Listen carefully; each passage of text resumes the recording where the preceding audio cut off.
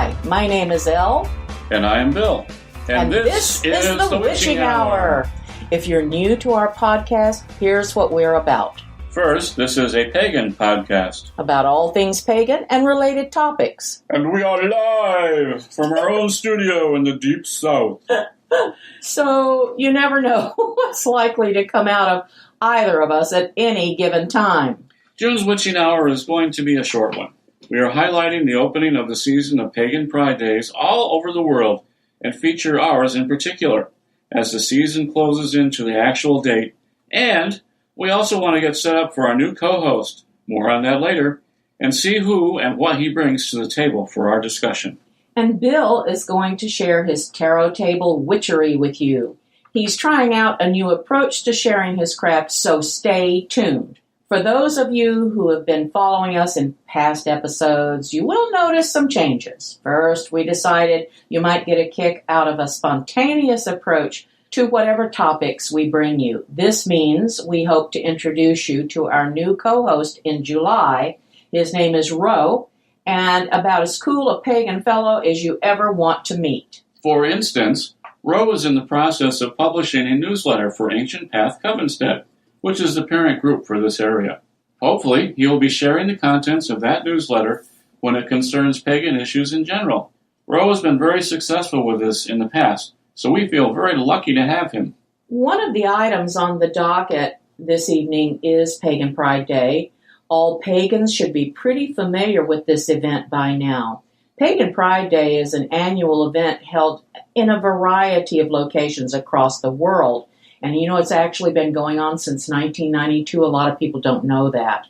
The festivities are as varied as the communities who organize them. Some events are as simple as an open picnic or cookout held at a local park. Some events are full-fledged festivals which rent venues with performance stages and food facilities. That's how we organize ours, not on such a huge scale, but as described with all the trimmings. There are, however, several common elements. First and foremost is the goal of educating the public about the beliefs and practices of various pagan traditions. The general public is invited, and there are usually tables of reading materials, staffed by members of a range of pagan denominations. Speakers may focus on dispelling common misconceptions about paganisms, or others may seek to educate outsiders about the details of their particular beliefs and practices. However, there is no pressure for anyone to join this religion and no proselytizing from our own folks. If you are curious, we will chat with you. If you are not,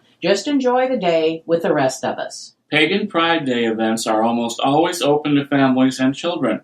After all, pagans have families and children. There are rules regarding what can and cannot occur at such events that ensure that the event is family-friendly and open to all. Many pagan pride festivals showcase local pagan and non-pagan performers, and artisans and merchants. This is always the best place during the pagan year to get items at better than commercial prices and a variety that are often hard to find in local areas. And some events offer sessions where attendees can take a turn chanting, telling jokes, spinning tales, drumming, or reading poetry. And speaking of poetry, our Pagan Pride Day has been adopted by our own poet laureate of the area, author Patricia Della Piana. Pat has been bringing the art of poetry to pagans in the form of her annual Pagan Pride Poetry Rite for several years now.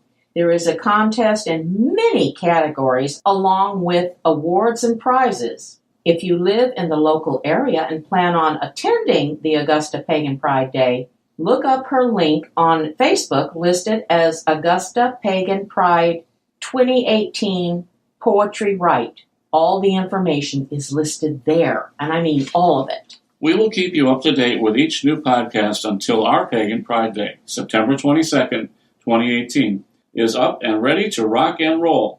All the present details can be found on Facebook under the same name, Augusta Pagan Pride Day 2018. And now, pull up a chair and spend a few moments with our own mage of the tarot table. Do your tarot bit. I'm sorry. I'm not supposed to read that. Okay. Okay, guys. For the last few pagan podcasts that we've had, I've been doing a card. I pick out the major arcana card that happens to be randomly in my deck, and I've been describing that card, and pretty much definition, here you go.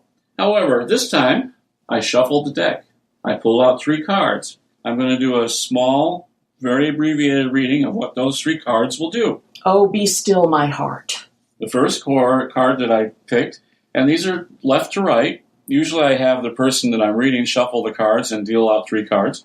But since I'm the only one here, except for my lovely Elle, I picked out the 3 cards. Excuse me, you're the only one here? I'm sitting right across from you. I'm watching you do this. Okay. I'm supposed to be your surrogate here. Okay, I'm doing your reading. How's that? That's great. The first card, placed on the left, is signification of the past. And that first card is the Knight of Cups. Mm. The second card is signifying the present. Okay. That's the Page of Coins, or Pentacles. And the third, the future, is a major arcana card, Temperance, number 14 in the deck. Temperance, huh? Temperance. Okay. Your past. My past. First of all, cups signify spiritual authority, your inner feelings. The meaning of this particular card, as it signifies today, is in your past, you abandoned materialism and putting your spiritual fulfillment in the forefront, your self-actualization, as it would be. I cannot imagine a single time in my life that I have abandoned materialism, but play on. You seeked a new life with an order of simplicity. You traveled a lot. You explored the world. I did do that. Discovered who you were, who you are, and who you wanted to be. Okay, now let me tell you something. That is actually very, very accurate. And I know I'm playing around and teasing you and everything, but actually you've been pretty much dead on. Keep going. The past is what brings you to today, at this point in your life. The second card, which represents the present, is the Page of Coins, or Pentacles. Now, the suit itself indicates money, business, and material possessions. Yummy. They are cards of skill and tangible accomplishment. This one in particular, drawn here, shows that one is studious and works hard to achieve that which you have. That's me. That is absolutely me. The page is holding a message which signifies that a messenger is expected or good news is about to be received. I always like that. And it may be of a financial nature, or it may not. I really like that, at least the first part. Which brings us to the future, Temperance, which is card number 14 in the major, which says in its meaning today, although you are receiving the good news of the last card, you will deal with it in moderation. You're not one to go off half-cocked and go crazy with whatever good news you have. Many of the spiritual and material goals you had in your past have entrenched themselves in your life so that you have been met and you are in a sense of balance in your life. Okay, I kind of like that, and I think it's kind of interesting. I'm trying to remember when I didn't get overexcited about any kind of good news. But, I kind of see exactly what you're talking about, and I can see how somebody that you were reading, if they understand what you're saying, could really get something from this. Play on. So, continuing, it also signifies that some kind of a compromise, either with yourself or with someone close to you, that is mutually acceptable will be negotiated, and you will reap the rewards by appreciating the simple pleasures in life, which basically, under all of this, signifies that you like that down-home type spirit and don't like to go off showing airs of you're more important than you actually are. Thank you. I hope you're right. No, I know you're right. I like that. That's very nice. And I don't know if I'm simple in my lifestyle, but I'm simple in my wants and needs, and I'm just really happy that a lot of people gift me a lot of really cool stuff. You know what I mean? That's correct. Well, you have to remember that in a short reading like this or in a longer reading, usually I take, even for this style reading, up towards to half an hour. And you have to remember that it's not setting forth your life in stone. This is the way it was, this is the way it is, this is the way it will always be. It's not true. I'm giving you a roadmap. You can look at which direction you might want to go and choose to go this road or another road or none of them at all. You may look at it and say, this is total bunk. I'm not going to, listen to you. I don't think I'd ever do that. I always listen to you. I love you. Not everyone I read does. No, I hope not. So where we're going with this is that what you choose to do with someone's reading, be it mine or someone else's, is totally up to you. You can go whatever direction you want to and make of it what you will. I will tell you that the few people that I have spoken to after you've done their readings over the years, mostly have either been totally freaking amazed or certainly said, yes, this was very relevant to me and it really meant a lot to me. I've even seen people cry and didn't know exactly why and didn't ask any more questions than they wanted to, tell me about. So you must do a pretty good job, which brings me to this. Are you going to be reading tarot at Pagan Pride Day for us in September? I'm going to be reading tarot in 2 different 45-minute to an hour sessions. Okay. Split apart by a break in between. I don't usually read a lot in a row because it takes a lot out of my mental and physical faculties. Yeah, it's tiring. It is, I know. I've seen you after the readings. And usually I use the cards as the guide for what I'm telling someone. The cards give me the basic tools. After I read what the suit is all about and what the card actually means, I kind of go off the cards, so to speak, and use my feelings about what that person is doing, what they're up to.